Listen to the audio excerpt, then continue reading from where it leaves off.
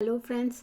माँ बाप के लिए बच्चे ही उनका सब कुछ होते हैं, तो उनकी भविष्य के लिए और उनको एक अच्छी शिक्षा देने के लिए माँ बाप हर संभव मेहनत करते हैं उनके लिए एक अच्छा जमा पूंजी बनाने के लिए। आज इस वक्त मार्केट में बहुत सारे इन्वेस्टमेंट ऑप्शंस हैं, तो अगर आप एक माँ बाप हो और आप कंफ्यूज हो रहे हो कि कहाँ पे आपको पैसा लगाना चाहिए, तो इस सवाल का जवाब देने के लिए मैं आपकी थोड़ी सी मदद करना चाहती हूँ। आज हम इस वीडियो में देखेंगे 3 सबसे बेहतर टॉप 3 म्यूचुअल फंड ऑप्शन जो सिर्फ बच्चों के लिए डिज़ाइन किया गया है। उसके साथ मैं एक छोटा सा कैलकुलेशन भी बताऊंगी कि आप जान पाओ कि कितना टारगेट बनाने के लिए आपको कितना महीने का जमा करना पड़ेगा। और अंत में मैं अपना पर्सनल ओपिनियन भी दूंगी कि कौन सा मुझे बेहतर लगता है, चिल्ड्रन म्यूचुअल फंड या normal regular equity mutual fund जो लगभग सेम ही रिटर्न्स देता है। तो बिना कोई वक्त गवाए आगे बढ़ते हैं। एक छोटा सा एग्जाम्पल देखते हैं।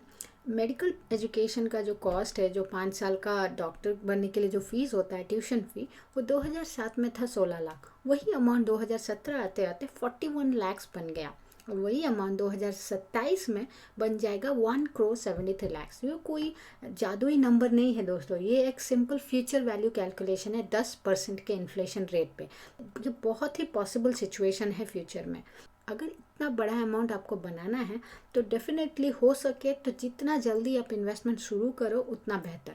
मार्केट में आप देख लीजिए, सुकन्या समृद्धि चल रहा है, इक्विटी म्यूचुअल फंड्स है, रिकरिंग डिपॉजिट, इन सभी का रेट ऑफ इंटरेस्ट आप कंपेयर कर लो, कौन ज़्यादा दे रहा है कौन कम दे रहा है। इक्विटी म्यूचुअल फंड ही आपको बेहतर रिटर्न्स दे सकता है लंबे अवधि में, लेकिन एक डिमेरिट ये है कि ये गारंटेड रिटर्न्स नहीं है। तो अगर आप इस एक रिस्क को आप कम करना चाहते हैं तो ये बहुत ही एसेंशियल है कि आप पैसा विड्रॉ करना शुरू करें बिफोर आपका गोल आने से पहले। तो आज इस वीडियो में हम डिस्कस करेंगे 3 सबसे बेहतरीन चिल्ड्रन फंड जो बाकी सब म्यूचुअल फंड से अच्छा रिटर्न्स दिया है। तो सबसे पहले उस लिस्ट में है HDFC चिल्ड्रन गिफ्ट फंड। इसके कुछ बेसिक फैक्ट्स हम देख लेते हैं, जैसे कि ये म्यूचुअल फंड 2001 को लॉन्च हुई है और ये एक सोल्यूशन ओरिएंटेड म्यूचुअल फंड है। जैसे आपको मालूम होगा, म्यूचुअल फंड की बहुत सारी कैटेगरी है, जैसे लार्ज कैप, मिड कैप या फ्लेक्सी और लार्ज एंड मिड कैप। उसी तरह से सोल्यूशन ओरिएंटेड म्यूचुअल फंड एक ऐसी कैटेगरी है जो आपको एक सोल्यूशन देती है, जैसे रिटायरमेंट फंड हो सकता है या फिर चिल्ड्रन फंड हो सकता है। तो इसका एक सिर्फ कंडीशन यही है चिल्ड्रन फंड का कि इसमें 5 साल का लॉक इन है, या मेजोरिटी रीच हो गया तभी आप विड्रॉ कर सकते हो, अदरवाइज़ आप विड्रॉ नहीं कर सकते हो। लेकिन ये डेफिनेटली एक अच्छा चीज़ है, क्योंकि अदरवाइज़ माँ बाप पैनिक में, अगर मार्केट डाउन हुआ और पैनिक में पैसा निकाल लिए तो उनको ही लॉस होगा। तो इस वजह से एक लॉक इन रखा गया है, क्योंकि बच्चों का रिक्वायरमेंट आता है 15-20 साल बाद, तो उतना तक आपको इन्वेस्टेड रहना है। और तीसरा चीज़ ये है, इस फंड के जो फंड मैनेजर हैं वो है चिराग सेतालवाड और आनंद लधा। चिराग जी को एकदम 13 साल का एक्सपीरियंस है, तो डेफिनेटली ये बहुत ही परफॉर्मिंग फंड मैनेजर हैं। तो ये फंड के साथ साथ वो HDFC मिड कैप फंड और HDFC इक्विटी फंड ये भी मैनेज करते हैं। और आनंद जी को सिर्फ कुछ ही महीने हुआ है, अभी रिसेंटली ही ज्वाइन किए हैं। उसका परफॉर्मेंस भी अगर आप देखोगे स्क्रीन पे तो बहुत इम्प्रेसिव है। 10 साल का रिटर्न्स देखिए, 12.71% दिया है रेगुलर प्लान। उस वक्त डायरेक्ट प्लान नहीं था, इसलिए सिर्फ 10 साल में रेगुलर प्लान में ही हम रिटर्न्स देख सकते हैं। बाकी आप रिटर्न्स देख सकते हो कि काफ़ी अच्छा है। बाकी इक्विटी रिलेटेड म्यूचुअल फंड्स भी इसी के आसपास ही रिटर्न्स देता है। लेकिन एक नेगेटिव चीज़ ये है कि इसका एक्सपेंस रेशियो है 2%, वो बहुत ज़्यादा लगता है। लेकिन एसेट्स अंडर मैनेजमेंट अगर आप देखो तो सिर्फ 3800 करोड़ ही है, तो इस वजह से थोड़ा हायर रहना जायज़ लगता है। डायरेक्ट प्लान में थोड़ा सा कम ही रहेगा, बहुत ही नेचुरल है, 1.19%। होल्डिंग्स देखते हैं इस पोर्टफोलियो में, तो HDFC का जो चिल्ड्रन फंड है उसमें इक्विटी में सबसे ज़्यादा उनका इन्वेस्टमेंट है 66.71%, और डेट में 23%। तो ये बहुत ही अच्छा कॉम्बिनेशन इसलिए है क्योंकि अगर इन्फ्लेशन रेट को, आपको डबल डिजिट इन्फ्लेशन याद रखिए दोस्तों, एजुकेशन में 10% का इन्फ्लेशन रेट है, तो उतना को अगर आपको बीट करना है तो डेफिनेटली इक्विटी में आपका इन्वेस्टमेंट ज़्यादा होना चाहिए। इस वजह से इसमें काफ़ी अच्छा परसेंटेज है, 66%। और बड़े बड़े टॉप कंपनियाज हैं, लार्ज कैप कंपनीज है यूजुअली, जैसे रिलायंस, HDFC बैंक, इन्फोसिस। और डेट में भी आप देखोगे कि टोटल 19 डेट होल्डिंग्स है, तो उनमें से गवर्नमेंट ऑफ इंडिया बॉन्ड्स जो है वो है 4.37%। जो दूसरे कंपनीज के बॉन्ड्स होते हैं उनमें उनका 18.74% है। तो काफ़ी अच्छा बैलेंस है दोनों में। और पोर्टफोलियो टर्नओवर रेशियो भी हेल्दी है, कम ही है 15.31%, लेकिन कैटेगरी एवरेज से ज़्यादा है जो है 8.60%। तो अगर आप कैटेगरी एवरेज से कंपेयर करोगे तो आपको ज़्यादा ही लगेगा। लेकिन ओवरऑल अगर पोर्टफोलियो टर्नओवर रेशियो 15-20% है तो मेरे हिसाब से अच्छा रिटर्न्स देता है, तो ये चीज़ आप इग्नोर कर सकते हो। उसके बाद सेकंड फंड हम देखेंगे, वो है UTI children's career fund investment plan. ये फंड जनवरी 30, 2008 को लॉन्च हुई है। इसका भी सेम वही लॉक इन कंडीशन है जैसे पहले फंड का था। और इसके जो फंड मैनेजर है वो है विशाल चोपड़ा और V Subramaniam. V Subramaniam veteran है फंड मैनेजमेंट के दुनिया में, तो उनका परफॉर्मेंस आपको परफॉर्मेंस में दिख जाएगा। 10 साल का रिटर्न्स एकदम 10% के आसपास दे रहा है, 9.75%। और 5 साल का रिटर्न्स भी काफ़ी अच्छा है, 11-12% के आसपास। एक्सपेंस रेशियो अगर आप देखो तो HDFC फंड से ज़्यादा है, 2.53%। क्योंकि एसेट्स अंडर मैनेजमेंट बहुत कम है, 393 करोड़।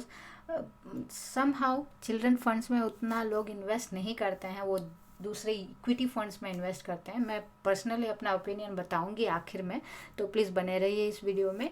और डायरेक्ट प्लान में आप देखोगे एक्सपेंस रेशियो 1.74 है। उसकी होल्डिंग्स अगर आप देखो तो 98.5% इक्विटी है और अदर्स में 1.47%। तो उतना डेट में ज़्यादा होल्डिंग्स नहीं है। तो लार्ज कैप में ज़्यादा इन्वेस्टेड है जैसे HDFC बैंक, इन्फोसिस, ICICI। और मिड एंड स्मॉल कैप में 23 और 12% के आसपास है। इक्विटी में इतना ज़्यादा परसेंटेज होना दैट मीन्स बहुत ज़्यादा रिस्की है ये पोर्टफोलियो। तो इवन तो अच्छा रिटर्न्स दे रहा है, शायद मैं अपने बच्चों के लिए अगर मुझे करना हो इन्वेस्टमेंट चिल्ड्रन फंड में तो शायद इस फंड को मैं उतना प्रेफरेंस नहीं दूंगी, क्योंकि इक्विटी में एकदम 100% है। तो थोड़ा सा डेट परसेंट रहने से क्या होता है, मार्केट अप डाउन में भी आपका उतना ज़्यादा लॉस नहीं आता है। दूसरा फंड जो है डिफरेंट टाइप का एक फंड है, SBI magnum children benefit fund, जो 21 फरवरी 2002 को लॉन्च हुई है। और सेम ये भी एक सोल्यूशन ओरिएंटेड म्यूचुअल फंड है। इसके जो फंड मैनेजर है वो है राजीव राधाकृष्णन, जो इस कंपनी से पहले यूटीआई में भी फंड मैनेजमेंट का काम करते थे। तो इनका काफ़ी एक्सपीरियंस, टन्स ऑफ एक्सपीरियंस है इस फंड मैनेजमेंट के बिजनेस में।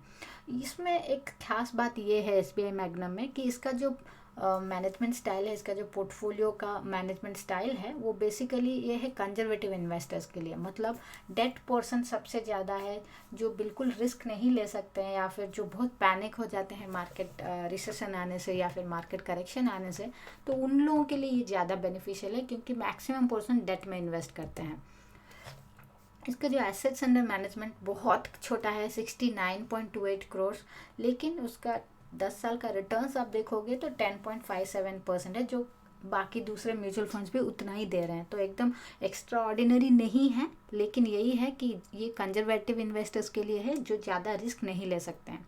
इसका एक्सपेंस रेशियो भी ज़्यादा हायर साइड में है, 2.26% रेगुलर में, और डायरेक्ट प्लान में है 1.46%।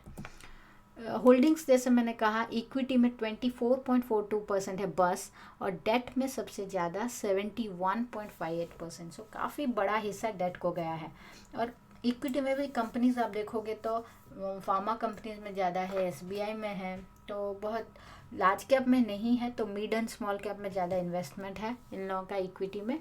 और गवर्नमेंट ऑफ इंडिया बॉन्ड्स में आप देखोगे इसका जो पोर्टफोलियो डिवर्सिफिकेशन वो है 21%, वो ज़्यादा सेफ्टी आपको दे सकता है। और NCD और बॉन्ड्स में जो नॉन कन्वर्टेबल डिबेंचर्स जिसे हम कहते हैं, तो उसमें आपका 50% का इन्वेस्टमेंट है। सबसे आखिर में हम देखेंगे कि म्यूचुअल फंड्स का रिस्क फैक्टर्स क्या क्या है। तो बहुत सारे पैरामीटर्स हैं जिसे देख के आप डिसाइड कर सकते हो कि तीनों म्यूचुअल फंड में से बेहतर कौन सा है।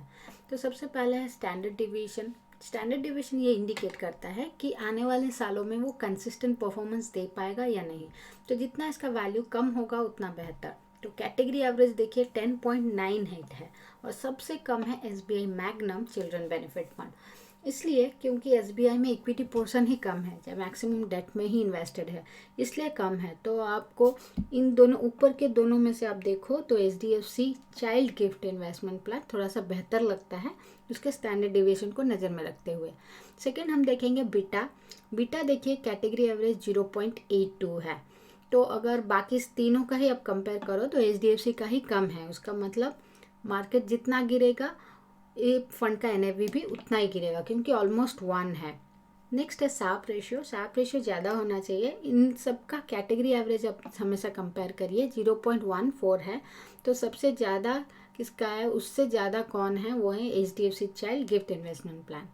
नेक्स्ट है ट्रेनर रेशियो। तो एज यूजुअल ये तीनों फंड के कंपैरिजन में एचडीएफसी ही बेटर है। तो ये सारे रिस्क फैक्टर्स अगर आप कंसीडर करें और उनके रिटर्न्स कंसीडर करें तो एचडीएफसी का चाइल्ड गिफ्ट इन्वेस्टमेंट प्लान ज़्यादा बेहतर लगता है मुझे। नेक्स्ट सबसे इम्पॉर्टेंट सवाल अभी हम डिस्कस करेंगे कि क्या चिल्ड्रन म्यूचुअल फंड बेहतर है इक्विटी म्यूचुअल फंड से। मेरा मानना है दोस्तों, आपको ये समझना पड़ेगा कि चिल्ड्रन म्यूचुअल फंड के कुछ स्पेसिफिक फीचर्स है, जैसे कि रिस्क ही ज़्यादा है इक्विटी म्यूचुअल फंड से, क्योंकि इसमें क्या है, एसेट एलोकेशन बहुत फिक्स है, बहुत स्ट्रिक्ट है और बहुत ज़्यादा फ्रिक्वेंटली चेंज नहीं करते हैं पोर्टफोलियो मैनेजर्स।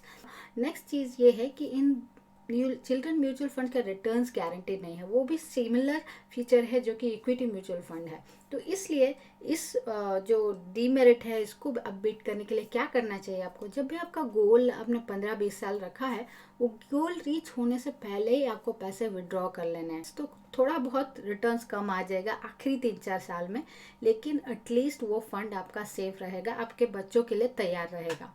नेक्स्ट चीज़ इसका जो एक डीमेरिट है चिल्ड्रन म्यूचुअल फंड का कि लॉक इन कंडीशन। इसे आप डीमेरिट सोचो या इसे आप उसका एडवांटेज सोचिए, क्योंकि बहुत सारे लोग ऐसे हैं मार्केट में जो पैसा लगाते हैं और मार्केट जब नीचे नीचे आने लगता है पैनिक में वो फंड्स विड्रॉ कर लेते हैं, लॉस बुक करते हैं। तो उन लोगों के लिए ये चिल्ड्रन म्यूचुअल फंड बेहतर रहेगा, क्योंकि बच्चों के लिए आपको लंबे अवधि में पैसा जमा ही करवाना है। अगर आप पैनिक की वजह से आप पैसा विड्रॉ कर लिए तो एकदम आपका लॉस जाएगा और उतना साल जितना साल आपने इन्वेस्ट किया है वो साल भी आप खो दोगे।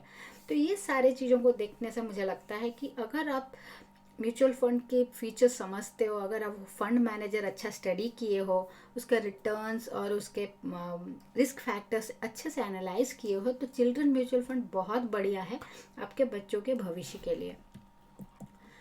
एक छोटा सा कैलकुलेशन देखते हैं। अगर आपका बच्चा 15 साल बाद MBA करना चाहता है तो आज के डेट में MBA का कॉस्ट है एक एवरेज बी स्कूल में 10 लाख के आसपास। तो वो अमाउंट 15 साल में आपको बन जाएगा 41.77 लाख। तो वो अगर आप गोल रखें कि 41,77,000 आपको बनाने हैं 15 साल में, तो आपको मंथली सेविंग्स करना पड़ेगा 10,000। ये एक सिंपल एक्सेल कैलकुलेशन है। तो इस 10,000 में से आपको क्या करना चाहिए कि 30% आपको एक आरडी बनाना चाहिए हर महीने 15 साल के लिए, और रिमेनिंग अमाउंट आप जो 70% है वो आप म्यूचुअल फंड में लगा सकते हो आराम से। तो उम्मीद है दोस्तों आपको ये वीडियो पसंद आया होगा। तो प्लीज़ हमें मोटिवेट करने के लिए सब्सक्राइब करिए और नीचे लाइक और कमेंट करके हमें ज़रूर बताइए कि आगे आप वैसे कौन कौन से वीडियोस देखना पसंद करोगे। और इस वीडियो के रिलेटेड अगर आपको कोई भी क्लैरिटी चाहिए, कोई भी डाउट क्लियर करना है आपको, प्लीज़ कमेंट में मेंशन करिए। तो फिर मिलते हैं।